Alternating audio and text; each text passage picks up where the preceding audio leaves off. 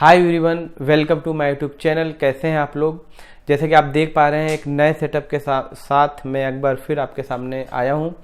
तो जो last video मैंने अपलोड किया था और इस वीडियो के बीच या इन दिनों ज़्यादा वीडियोस मेरे नहीं आ पा रहे हैं, उसका रीज़न ये है कि मैं अपना सेटअप रेडी कर रहा था। और दूसरी चीज़ ये है कि जो मैंने आपको कुछ महीने पहले बताया था कि मैं मोबाइल फ़ोन रिपेयरिंग का कोर्स लॉन्च करने जा रहा हूँ, इंस्टीट्यूट ओपन करने जा रहा हूँ। तो बहुत जल्दी आपको मैं यूट्यूब वीडियो अपलोड करके बताऊंगा कि मेरी लैब तैयार हो रही है। 5 अप्रैल से हमारा पहला बैच स्टार्ट होगा। इसकी ऑलरेडी बुकिंग हो चुकी है। बाकी जो जिन लोगों ने मुझसे बात की थी पहले, तो कुछ लोगों से मैं कांटेक्ट नहीं कर पाया हूं, तो वो ये जो डिस्प्ले पर नंबर हाईलाइट हो रहा है उस पर आप कॉल करके आप प्लीज़ मेरे से कांटेक्ट कर लें, क्योंकि बहुत सारी जो कॉन्टैक्ट्स मिस हैं मेरे से, मैं उनको कॉल नहीं कर पाया हूँ। तो दूसरी चीज़ है कि जो भी लोग कोर्स करना चाहते हैं नए, वो इस नंबर पे कॉल करके कोर्स की पूरी इन्फॉर्मेशन, फीस स्ट्रक्चर और क्या क्या कंटेंट हम क्या पढ़ाएंगे इसके बारे में पूरी जानकारी ले सकते हैं। अब आज का जो एपिसोड मैं बताने जा रहा हूँ आपको, मेरे पास एक सैमसंग का नोट 8 है और इसके अंदर प्रॉब्लम है कि वाईफाई और ब्लूटूथ काम नहीं कर रहा है, तो हाईलाइट नहीं हो रहा है। तो आज के इस वीडियो में मैं आपको दिखाऊंगा कि नोट 8, ये जो मेरे पास नोट 8 है, अगर या कोई सैमसंग का या कोई एंड्रॉयड फ़ोन आता है जिसमें ब्लूटूथ और वाईफाई काम ना करे, हाईलाइट ना हो, तो उसको हम स्टेप बाय स्टेप कैसे रिपेयर करेंगे सर्किट के थ्रू। पहले मैं स्कीमेटिक के थ्रू समझाऊंगा आपको कि कौन कौन सी सप्लाइयाँ चेक करनी है, और उसके बाद फिर देखेंगे इसमें क्या फॉल्ट है और उसको कैसे रिपेयर करना है। तो चलिए स्टार्ट करते हैं। तो सबसे पहले मैं आपको चेक करा देता हूँ कि इसका इशू क्या है। ये नोट 8 है, आप देख सकते हैं, और इसके अंदर इशू ये है कि जब हम इसके वाईफाई और ब्लूटूथ को ओपन करते हैं, देखिए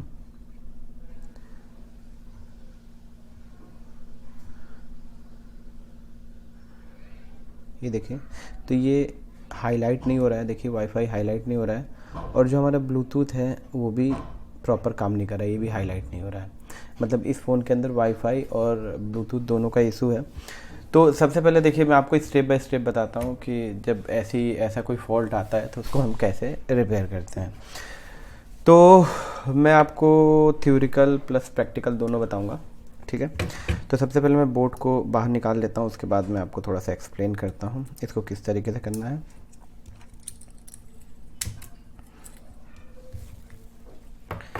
देखिए, सबसे पहले मैं बता दूँ, ये मदरबोर्ड है नोट 8, सैमसंग नोट 8 का, और इसका मॉडल है N950U AT&T मॉडल है। तो इसके अंदर ऑलमोस्ट देखिए Bluetooth and wifi model Samsung के अंदर ऊपर साइड में होता है, अप साइड में। और ये जो आईसी आप देख रहे हैं, ये ब्लूटूथ की आईसी है एंड वाईफाई।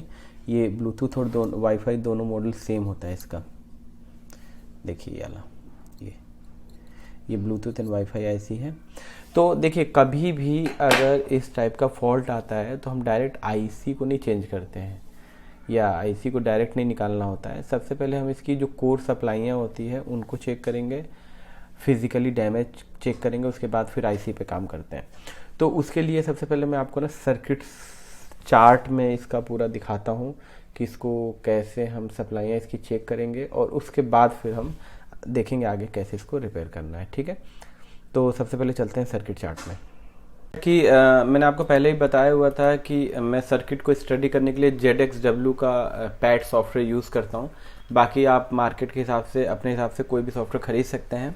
तो अब हम पढ़ेंगे नोट 8 का वाईफाई काम नहीं कर रहा है, तो सबसे पहले हम सर्किट्स के ऊपर फोकस करते हैं कि सर्किट में किस तरीके से इसको चेक करेंगे। तो देखिए, यहाँ पर ZXW का माइक्रोफिस 3.2 ओपन कर रहा हूँ मैं, और इसमें इसका नोट 8 का स्कीमेटिक डायग्राम है। तो देखते हैं, पहले थोड़ा टाइम लेता है ओपन होने में।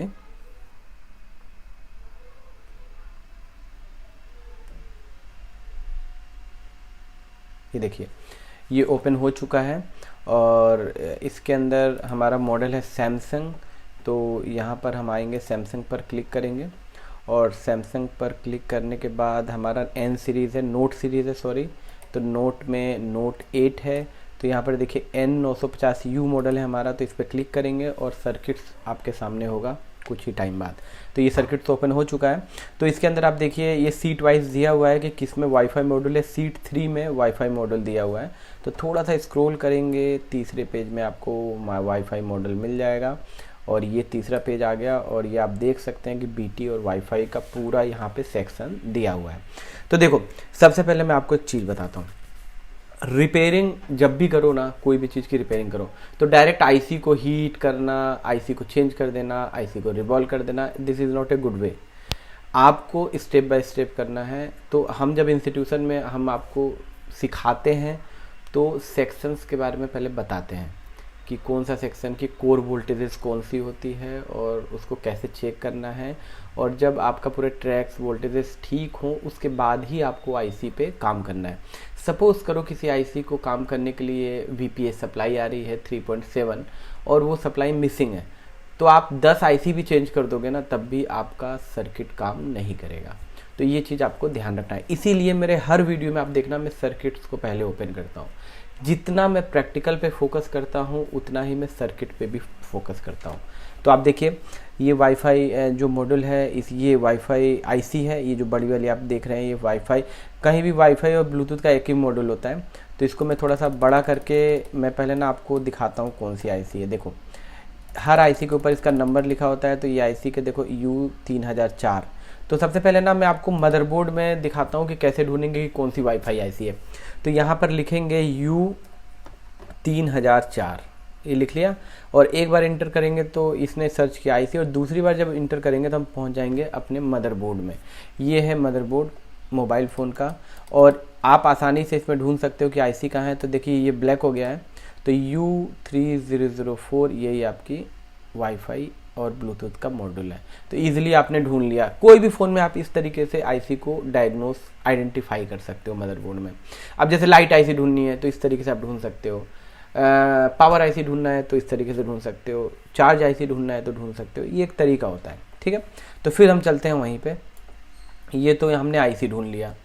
अब आईसी ढूंढने के बाद अब हम देखते हैं कि रिपेयरिंग में क्या चीज़ें ध्यान रखनी है। देखो सबसे पहले आप याद रखो वाईफाई मॉड्यूल अगर आपका हाईलाइट नहीं हो रहा, काम नहीं कर रहा है, तो किसी भी आईसी की कुछ कोर वोल्टेजेस होती हैं।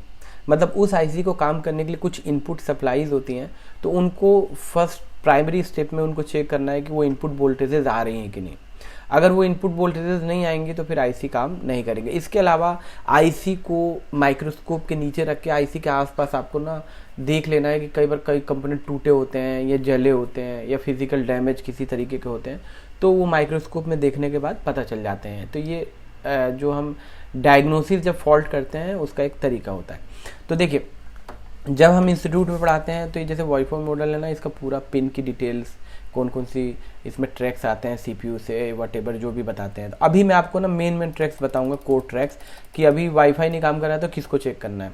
तो यहाँ पर देखिए सबसे पहले ये जो डिपार्टमेंट है, ये देखिए ये वाला डिपार्टमेंट है, यहाँ पे लिखा है वाईफाई एंटीना, यहाँ पे भी लिखा है वाईफाई एंटीना, ठीक है।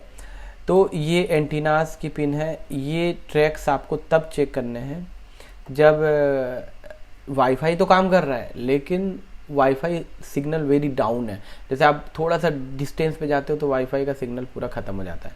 तो उस कंडीशन में वाईफाई एंटीना के पैड्स और इन सब ट्रैक्स को चेक करेंगे। लेकिन अभी हमारे वाईफाई बिल्कुल भी काम नहीं कर रहा है। तो सबसे पहले हम क्या करेंगे, इस वाईफाई मॉड्यूल का आप देखो यहाँ पे ना एक VPH पावर आ रही है। इस कॉइल के थ्रू, इन दो कैपेसिटर के थ्रू फिल्टर होकर आईसी की पिनों पे V3 और V4 पिन पे जा रही है। तो ये इसकी मेन कोर सप्लाई है 3.7 वोल्ट। BPS सप्लाई आपको पता होगा जो PMIC या फिर DC to DC कन्वर्टर से निकलती है।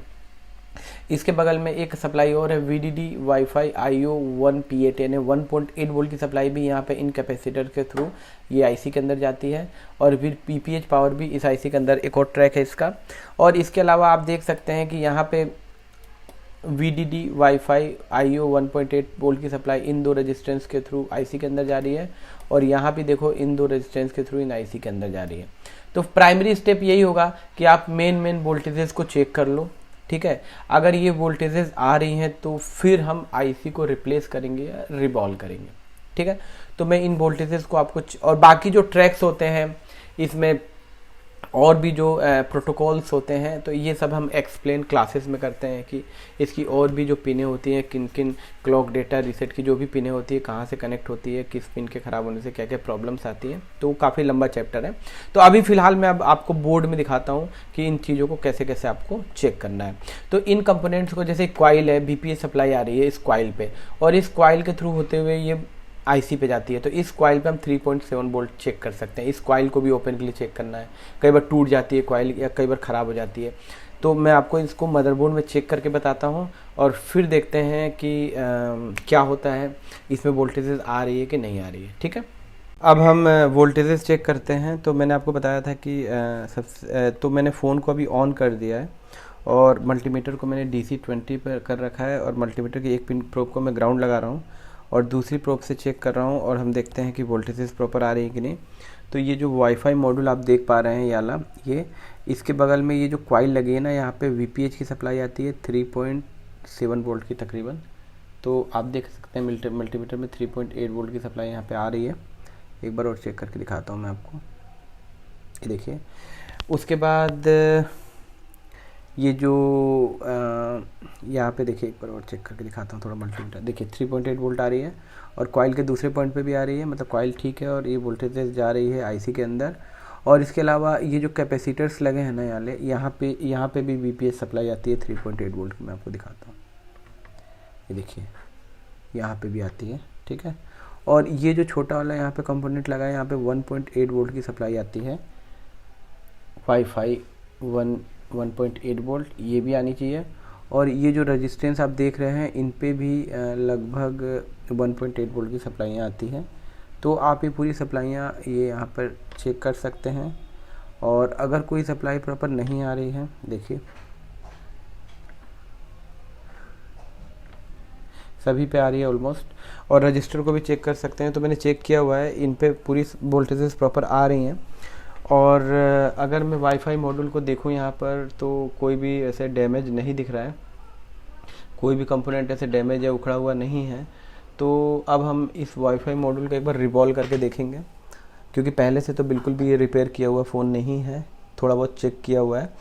तो रिवॉल्व करके देखते हैं, अगर रिवॉल्व करके ठीक हो जाता है तो ठीक है, नहीं तो फिर इसको रिप्लेस करके देखना होगा। तो चलिए मैं आपको इसको आगे हम रिवॉल्व करके देखते हैं इसको।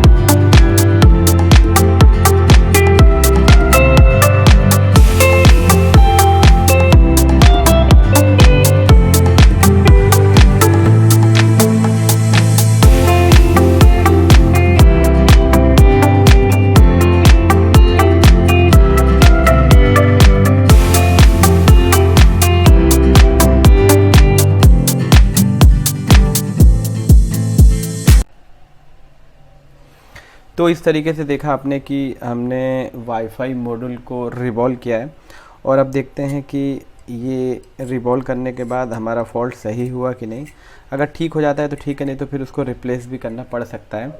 तो चलिए मैं एक बार ना मदरबोर्ड को एलसीडी में फ़िट करके देखता हूँ और देखते हैं कि ये जो फॉल्ट था वो सही हुआ कि नहीं।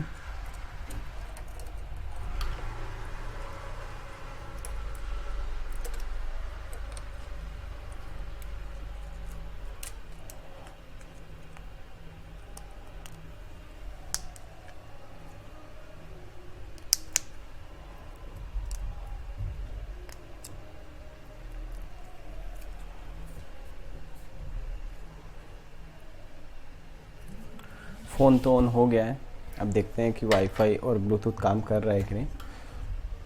तो इस तरीके से आपने देखा कि जब भी आपके सामने अगर ब्लूटूथ वाईफाई की प्रॉब्लम आए तो हमें सबसे पहले उसके ट्रैक्स को चेक करने हैं और मेन कोर वोल्टेजेस चेक करनी है, और उसके बाद भी प्रॉब्लम सेम है तो फिर हमें ब्लूटूथ आईसी को या वाईफाई आईसी को रिप्लेस या चेंज करना है या रिवॉल्व करना है।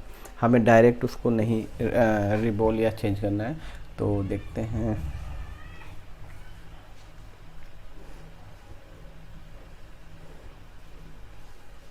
देखिए वाईफाई हमारा काम कर चुका है, इसका मतलब हमें आईसी चेंज करने की ज़रूरत नहीं पड़ेगी, रिवॉल्व करने से ही हमारा काम हो गया। क्योंकि कई बार नीचे की जो बॉल्स होती हैं वो ड्राई हो जाती हैं, या कई बार फ़ोन के गिरने से कुछ बॉल्स डिस्कनेक्ट हो जाती है, और फिर हम जब बॉल बना के उसको रिवॉल्व करके लगाते हैं तो वो बॉल की प्रॉपर कनेक्टिविटी बन जाती है और हमारा सर्किट काम करने लगता है। और ये ब्लूटूथ भी देखिए प्रॉपर काम कर रहा है, कोई इशू नहीं है। तो इस तरीके से देखा कि आपने कि इस तरीके से एक छोटा सा मैंने आपको, मेरे पास फॉल्ट आया था, फ़ोन आया था तो मैंने आपको करके दिखाया ताकि आपको भी कुछ सीखने को मिले, कुछ समझने को मिले। तो आई होप ये वीडियो आपके लिए काफ़ी हेल्पफुल होगा। तो चलिए मिलते हैं नेक्स्ट वीडियो में, तब तक के लिए आपका धन्यवाद।